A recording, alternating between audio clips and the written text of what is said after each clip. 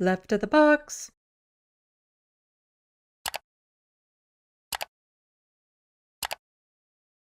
So this popped up in the news. You're all cowards. Ford government quashes debate on sexual assault justice bill. Because of course. Delays in the justice system were top of mind today at Queen's Park. Survivors of violent crime and the opposition are calling on the government to do more to prevent charges from being dropped because of delays. CTV's Queen's Park Bureau Chief Siobhan Morris joins us live with more. Siobhan. Well, there was anger and tears from two women today at Queen's Park. They're calling on the government to stop making excuses and to make real change so that more people don't find themselves in the same place they are. I am a survivor of domestic violence and a victim of the Canadian justice system. Kate Alexander's ex allegedly tried to kill her, but she never got a chance at justice. The case thrown out because it couldn't be heard within a time limit set by the charter. I was told my attempted murder is not a priority.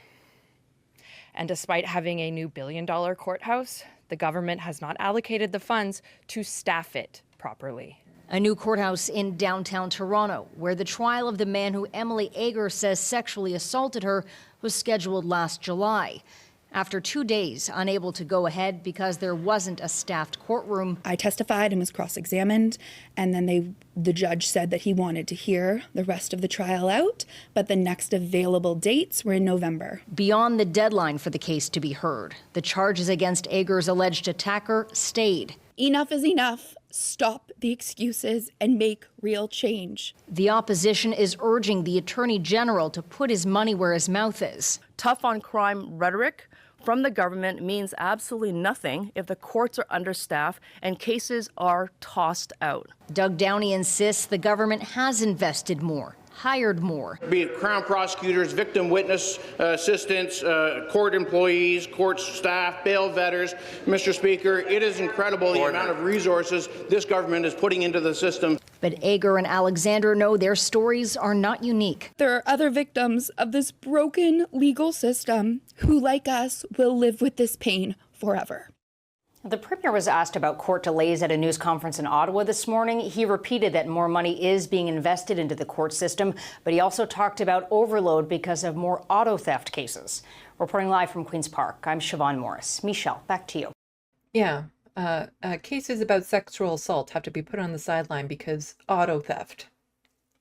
So Ontario New Democrats are accusing the government of arrogance, hubris, and disdain for women after Progressive Conservatives shut down a debate to take place tomorrow on a bill aimed at improving transparency around sexual assault cases. The private member's bill from Waterloo MPP Catherine Fife was to be debated Wednesday afternoon with more than 100 survivors and advocates expected in attendance at Queen's Park in Toronto. You know, the Doug Ford government, horrendous in so many ways, but my God, to shut this bill down, just so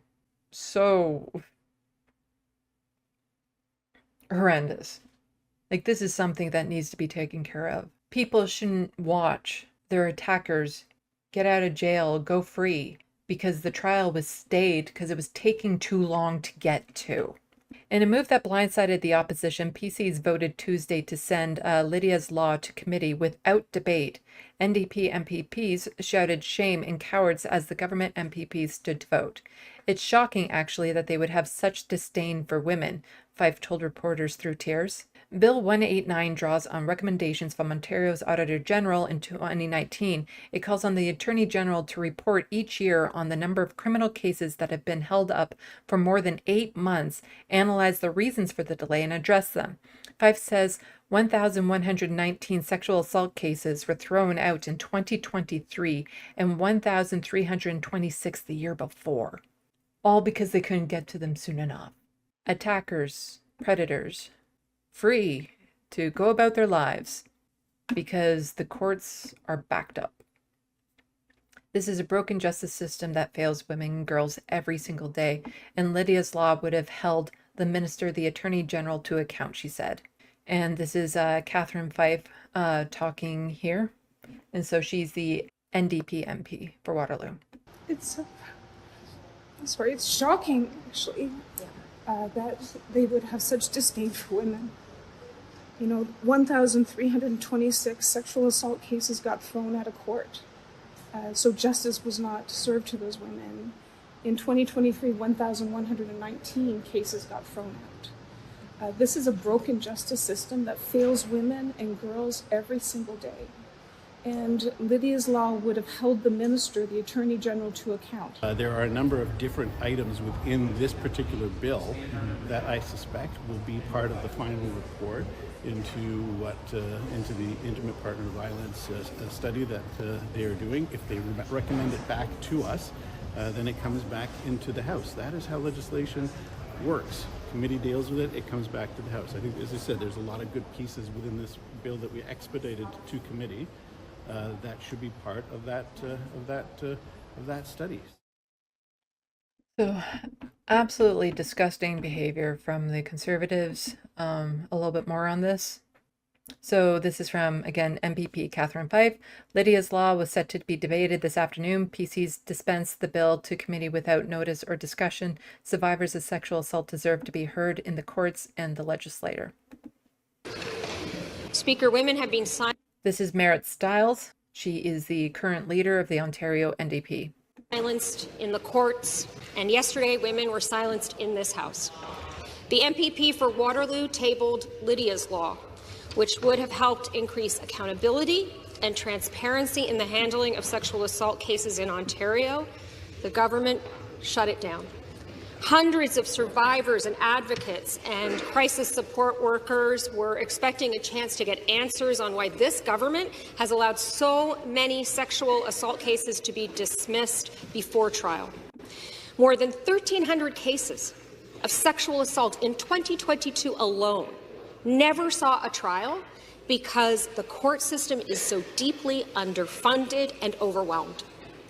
Those are not just numbers, Speaker. These are survivors. And yet it's the Conservatives that don't want people out on bail either. You know, they want it overpacked. They want it stuffed. They don't want it to work so that they can come in and be more authoritarian. Survivors who are not going to get a shot at justice. So to the Premier, why are you silencing survivors of sexual assault who deserve justice from our legal system?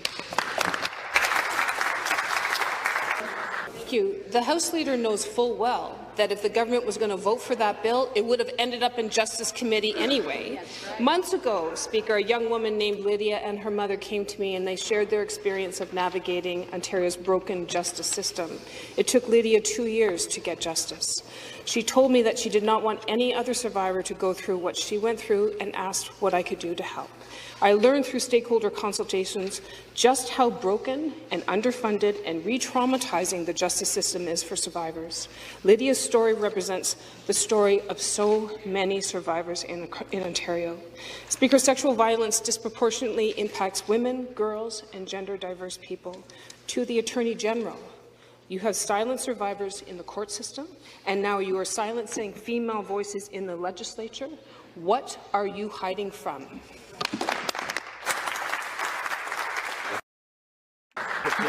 Debate in this House is a key part of our democracy. Lydia wanted the debate to happen. She wanted to hear from the government. She wanted to hear from us, and she deserved to be heard. Speaker, if this government won't listen to me, maybe they'll listen to Lydia's mother. She said, and I quote, "The most difficult thing a parent can ever experience is watching your child suffer. Throughout the over 2-year court process for this trial, my daughter's mental health suffered immensely due to court backlogs. With every delay, every setback in court, my daughter's mental health deteriorated. She was re-victimized. She was traumatized over the course of those 2 years, in which during this period of time, the accused, who was found guilty of all charges, was free to live his life, but not Lydia." To the Attorney General, why are you attempting to silence voices like these and trying to prevent them from getting the justice that they deserve in this legislature, in this province? No wonder why victims of sexual assault don't come forward. Like, to go through all of that and then just to have your attacker go off free because the courts were backed up. Not even a trial. And T-Dot resident Doug Ford is so partisan he wouldn't even work with the NDP and other parties to get this legislation passed. Shameful. Survivors of sexual assault have not been given their day in court. And now the Ford government has taken away their day in the legislature too. The Ontario NDP introduced a bill to help survivors of sexual assault seek justice.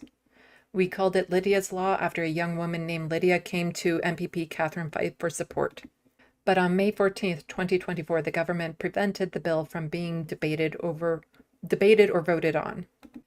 1,326 sexual assault cases got thrown out of court that fails women and girls every single day. They've silenced women.